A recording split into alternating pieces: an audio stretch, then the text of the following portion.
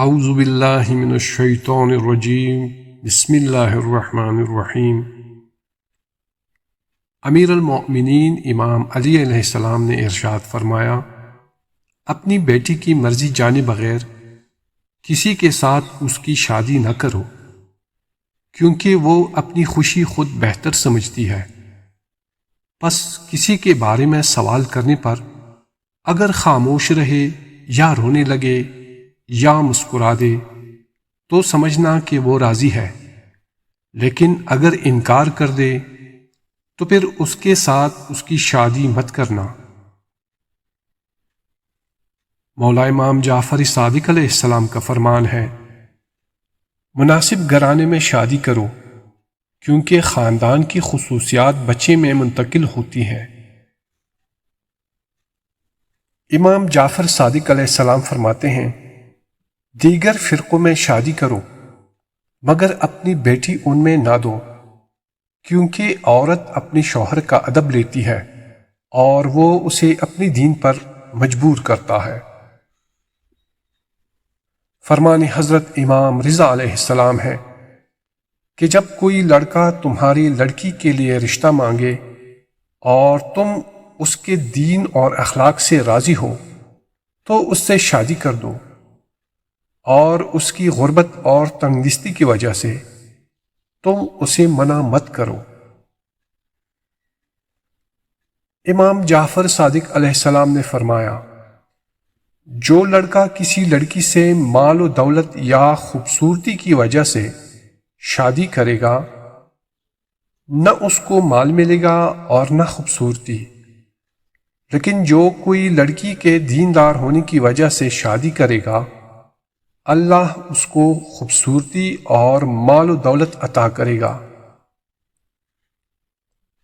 پیغمبر اکرم صلی اللہ علیہ وآلہ وسلم کا ارشاد پاک ہے، ہر وہ خاتون جو اپنے شوہر کی 1 ہفتہ خدمت کرے اس کے لیے جہنم کے 7 دروازے بند ہو جاتے ہیں، اور 8 دروازے بہشت میں اس خاتون کے لیے کھول دیے جاتے ہیں۔ امام محمد باقر علیہ السلام فرماتے ہیں، عورت کے لیے خدا کی نزدیک کوئی سفارش اس کے شوہر کی رضائیت سے بڑھ کر نجات دہندہ نہیں ہے۔ رسول اللہ صلی اللہ علیہ وآلہ وسلم فرماتے ہیں، مرد کا اپنی بیوی بچوں کے پاس بیٹھنا اللہ تعالیٰ کو میری اس مسجد نبوی میں اعتکاف میں بیٹھنے سے زیادہ پسند ہے۔ صادق آل محمد ارشاد فرماتے ہیں، ملائکہ کسی خوشی کے موقع پر حاضر نہیں ہوتے مگر 2 موقعوں پر، جن میں سے ایک وہ ہے جب شوہر اپنی بیوی سے ہنسی مذاق کرتا ہے۔ پیغمبر اکرم صلی اللہ علیہ وآلہ وسلم نے فرمایا، میری امت کے بہترین مرد وہ ہیں کہ جو اپنے گھر والوں کی نسبت سخت نہ ہوں، ان کی توہین نہ کرتے ہوں، ان کے دل سوز ہو اور ان پر ظلم نہ کرتے ہوں۔ فرمان امام جعفر صادق علیہ السلام ہے، جو بھی عورت خوشبو لگائے پھر وہ اپنے گھر سے نکلے تو اس پر لعنت کی جاتی ہے، یہاں تک کہ وہ پلٹ کر